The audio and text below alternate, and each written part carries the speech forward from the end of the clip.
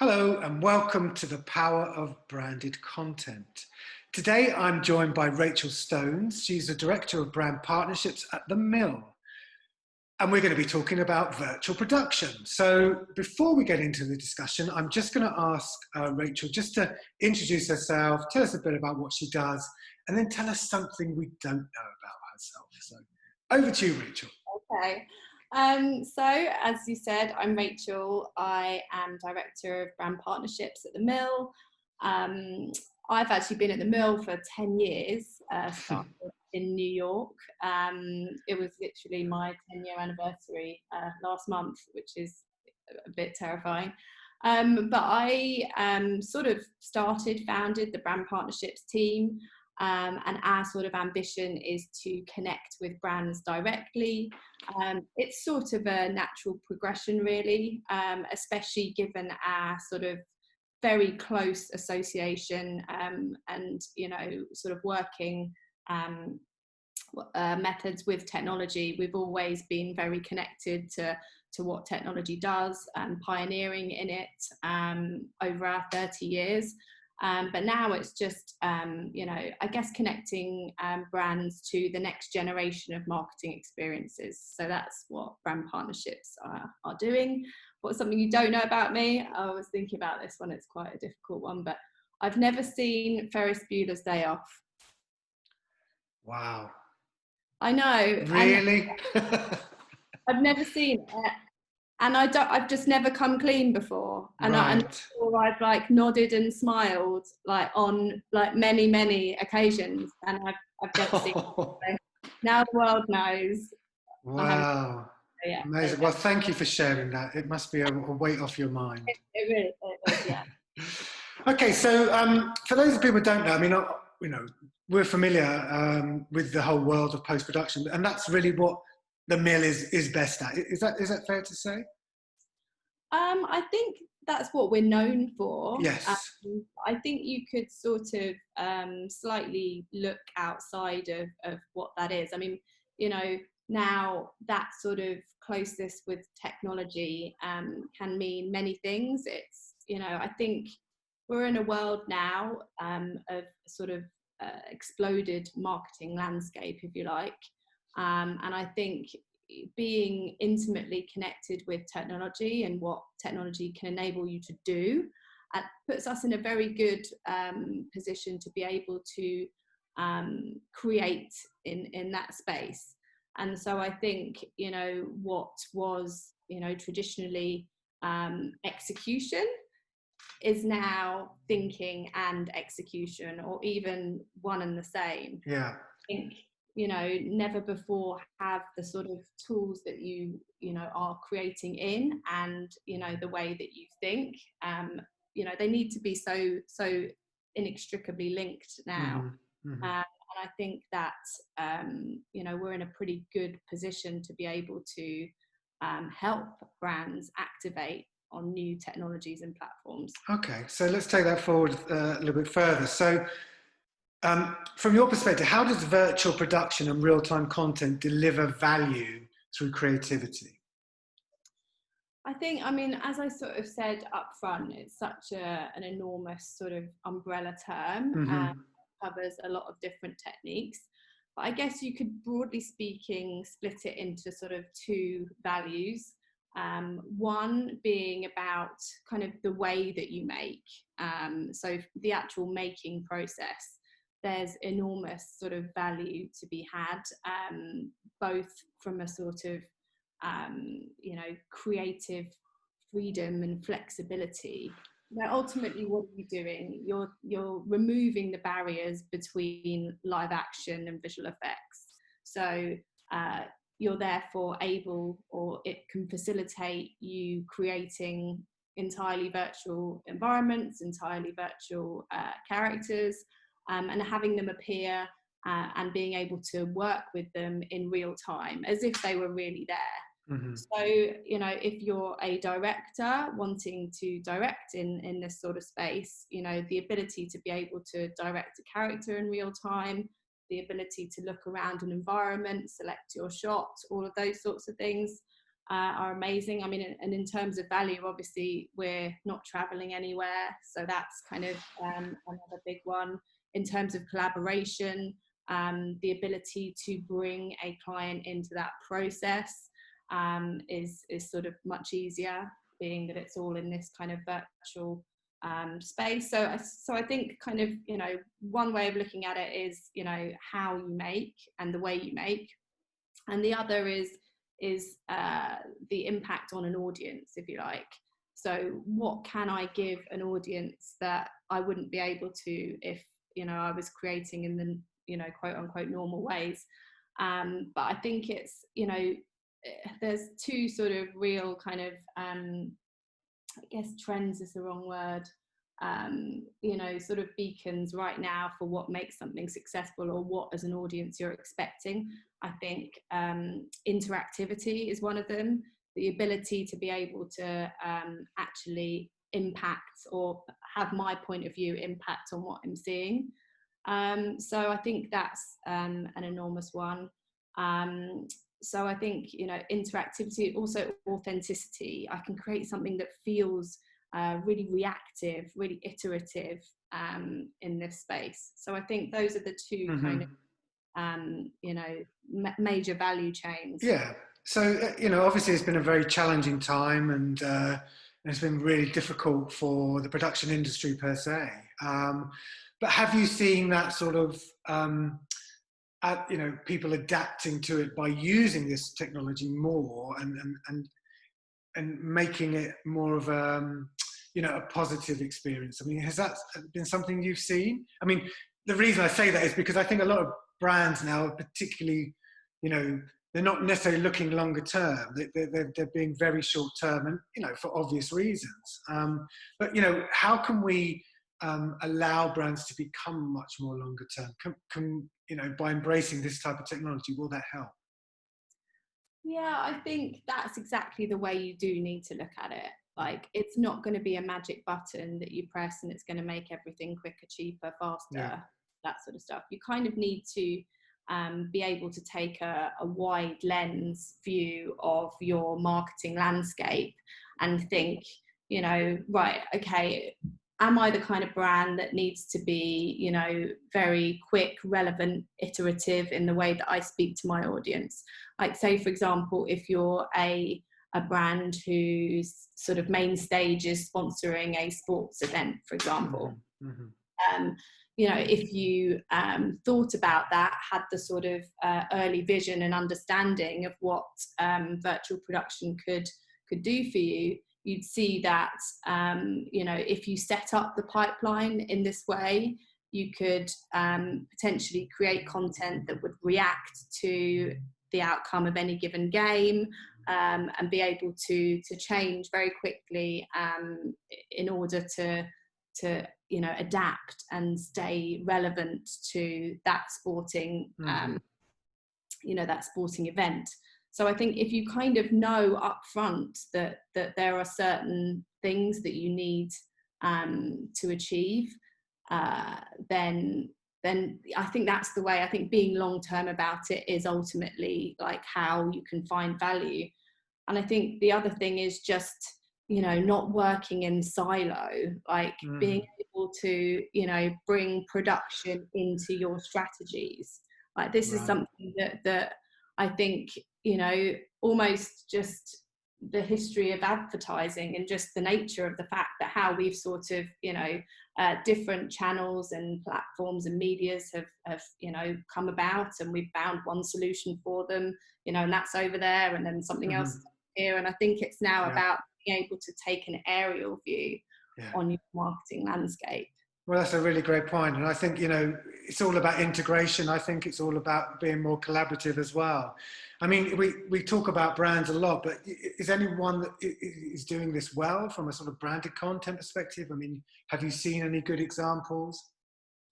I'm quite obsessed at the moment with Balenciaga. I read an article that it was actually an article at face value. It was an article with the artist Grimes in the Face magazine, and she was unveiling her new iteration of her digital avatar. And this digital avatar that she has is called War Nymph, and she was entirely clad in the sort of digital gowns that had been created by Balenciaga. So what I just loved about this was that, in this article, she talks so much about, wanting to sort of separate her digital persona from her humanity. And I actually left this kind of, experience of reading it thinking, that this actually might be a viable, sort of solve or solution to our sort of issues with social media and trolling and people being, struggling with identity and mental health. That the idea is, if you separate the two, I'm still me, like, my human in real life form, but then what I project on social media, maybe that's something that's entirely generated, and that's something where I can, show all my kind of digital flair and creativity.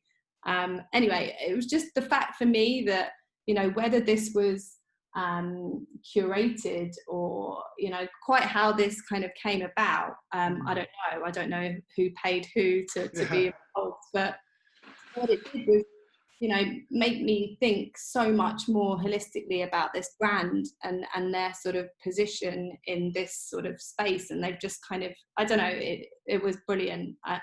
And they've just launched, I think today actually, a new game, a game which is how they're launching their autumn winter collection. So yeah, they are absolutely kind of pioneering brand. And I want to spend time with them. Yeah. And I think that's sort of where brands need to be thinking. Is, they need to be thinking long term about the roles which they play in their consumers' lives.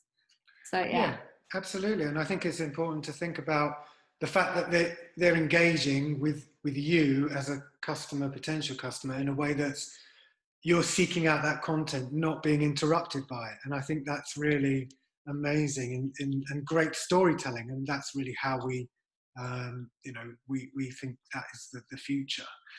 Talking of which, what do you think is the sort of emerging trends you're seeing in the virtual production world, and what, how will that impact sort of branded content and influencer marketing, is another area that we're really actively involved in? I think, I've sort of segued into it from the last example, but Sure.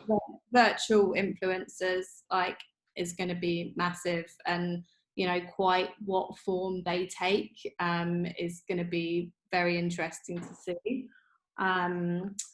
We did a project with Tony the Tiger. I don't know if you saw it, but we real-time puppeteered him on a chat show, for example. Okay, yeah. So I think we're going to see a lot more of that.